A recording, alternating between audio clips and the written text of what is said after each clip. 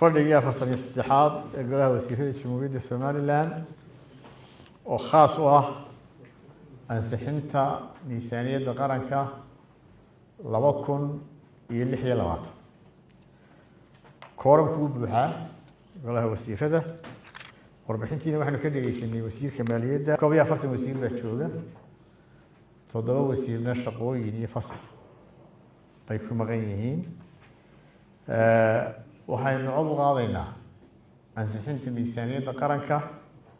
ee 2026 oo ka badantii sanadkii hore boqolkiiba 11 tirada guud ee miisaaniyadda qaranka aynu ansixinaynaa waa tii ugu badnayd ee qarankani ansixiyo waxaanay dhan tahay 4 trilyan 584 bilyan 959 milyan 18,356 shilin oo Somaliland golaha wasiirada waxaan ka codsanayaa in la ansixiyo waxaan codgelinayaa ansixinta miisaaniyadda wasiirada ogol in sidaa ay noogu keentay wasaaradda maaliyaddu in lagu ansixiyo gacanta taagay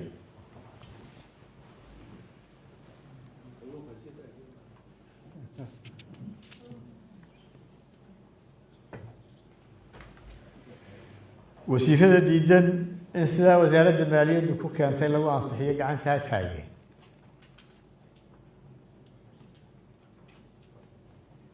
wasiirada ka aamusay gacanta ha taagay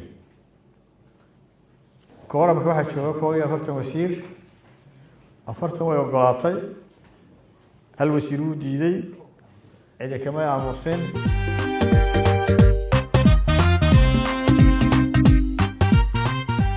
بسم الله الرحمن الرحيم الحمد لله رب العالمين والصلاة والسلام على رسول الله إلهي باكليدي مهدله فردقي صدحي أفرتناد شركة قلها وسيرة جمهورية الصوماليلاند وشور قدوميني مدحوينها جمهورية الصوماليلاند مدن عبد الرحمن محمد عبد الله أيا كقب صومي ما أنتوا أي تاريخ تضاي تطويل لاتنك بشيكو يتمنى الله وكنا شان لاتنك قصر مدحوينها جمهورية الصوماليلاند مركز لقطه وربحين حالة جودة أمنية قرنكا وكور بحيي وزير الدولة arrimaha gudaha iyo amniga qaranka mudane cabdirashiid maxamed axmed magaalo fadhigii 43aad shirka golaha wasiirada jamhuuriyadda Somaliland waxa gabi ahaanba lagaga hadlay oo dooraska miisaaniyadda qaranka jamhuuriyadda Somaliland ee 2026 warbixinta oo dooraska miisaaniyadda qaranka jamhuuriyadda Somaliland ee 2026 wasaaradda maaliyadda iyo horumarinta dhaqaalaha iyadoo oo gudanaysa waajibaadkeeda dastuuriga ah sida ku xusan qodobka 55aad farqadiisa koowaad iyo xeerka maamulka maaliyadda xeer number 5/2016 qodobkiisa 5aad maanta oo ay taariikhdu tahay 27 bishii 11aad 2025 wasaaradda maaliyaddu waxay golaha wasiirada hor keentay u soo gudbisay oo dooraska miisaaniyadda guud ee dowladda jamhuuriyadda Somaliland ee sanadka 2026 waxa golaha wasiirada faahfaahin buuxda ka siiyay wasiirka wasaaradda maaliyadda iyo horumarinta dhaqaalaha mudane Cabdilaahi Xasan Aadan miisaaniyadda guud ee dowladda ee sanadka 2026 oo ah miisaaniyaddii 35aad ee qaranka jamhuuriyadda Somaliland isla markaana ah miisaaniyaddii ugu badnayd ee uu yeesho qaranka jamhuuriyadda Somaliland wasiirku waxa uu sheegay in ay miisaaniyaddani mudnaanta siinayso xoojinta adeegyada bulshada xoojinta difaaca ilaalinta amniga dhisidda kaabayaasha dhaqaalaha iyo ilaalinta xasiloonida dhaqaalaha iyo maaliyadeed ee jamhuuriyadda Somaliland sidoo kale wasiirku waxa uu sheegay in miisaaniyadda sanadka 2026 ay ku salaysan tahay himilooyinka qorshaha horumarinta qaranka NDP3 iyada oo la tixgelinayo xaaladda dhaqaale ee gudaha iyo saamaynta dhaqaalaha caalamka miisaaniyaddani waxay xoojinaysaa dheelitirka iyo kordhinta dakhliga gudaha maareynta kharashaadka hawl socodsiinta iyo maalgelinta mashaariicda mudnaanta gaarka u leh nolosha bulshada jamhuuriyadda Somaliland wasiirku waxa uu sharaxay oo dooraska miisaaniyadda dowladda dhexe ee 2026 oo dhan 2 trilyan 866 bilyan 183 milyan 586 kun iyo 190 shilinka Somaliland halka miisaaniyadda 2025 ay ka ahayd 2 trilyan 593 bilyan 431 milyan 231 kun 888 shilinka Somaliland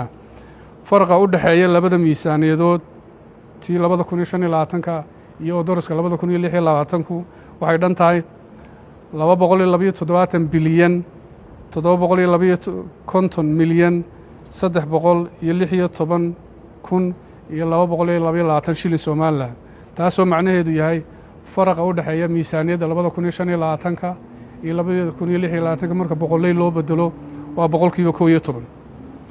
wasiirku wuxuu xusay in miisaaniyadii hore ee sanadihii 2022 2023 iyo 2024 uu ku yimid dhinaansho ama hoos u dhac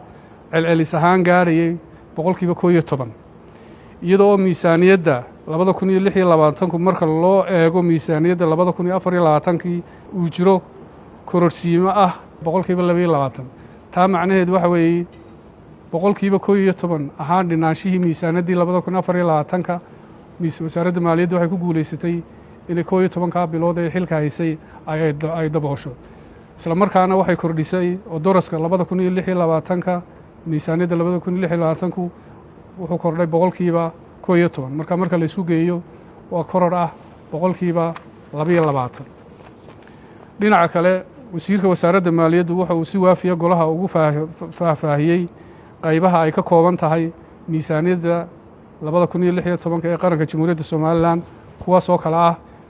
miisaaniyadda dowladda dhexe miisaaniyadda dowladaha hoose mashaariicda baanka adduunka iyo baanka horumarinta Afrika iyo miisaaniyadda hay'adaha macaashka sameeya marka la isku wada geeyo afartaasi waxay noqonayaan 4 trilyan 548 bilyan 950 milyan 18,356 shilinka Somaliland sidoo kale wasiirku wuxuu golaha u sharaxay siyaasadda kharashka ee miisaaniyadda 2026 kow mushaar kordhintii iyo qaramayntii ciidamada madaniga ah iyadoo aanay hore ugu odorasnayn ama aanay hore ugu jirin miisaaniyadda 2025 laba howlgabka iyo xaqsiinta shaqaalaha dowladda 3 sanduuqa horumarinta dhalinyarada 4 maamul daadejinta 5 horumarinta adeegyada bulshada 6 iyo kor u qaadidda wadaniyadda dhinaca kale wasiirka wasaaradda maaliyadda iyo horumarinta dhaqaalaha ee qaranka Jamhuuriyadda Somaliland wuxuu golaha la wadaagay meelaha ay miisaaniyadda 2026 mudnaanta koowaad siinayso taasoo ah kow amniga iyo xasiloonida qaranka waxbarashada caafimaadka maamulka dawliga ah wax soo saarka gudaha iyo arrimaha deegaanka ugu dambeyntii wasiirka wasaaradda maaliyadda waxa uu sheegay inay wasaarad ahaan ka go'an tahay inay ka midho dhaliyaan doolarka dakhliga miisaaniyadda 2026 sidaa awgeed waxa uu si sharaf iyo karaamo leh uga codsaday xubnaha golaha wasiirada inay ansixiyaan miisaaniyadda qaranka ee 2026 si miisaaniyadda waqtigeeda loogu horgeeyo golaha wakiilada Jamhuuriyadda Somaliland intaa kadib madaxweynaha Jamhuuriyadda Somaliland waxa uu xubnaha golaha wasiirada ka codsaday in cod gacan taag ah loogu codeeyo doolarka miisaaniyadda qaranka ee 2026 40 xubnood oo ka tirsan xubnaha golaha wasiirada Jamhuuriyadda Somaliland ayaa fadhiyay kalfadhiga 43aad waxa uu codeeyay 40 wasiir hal wasiirna wuu ka codeeyay cid ka aamusana ma jirin wabillahi tawfiiq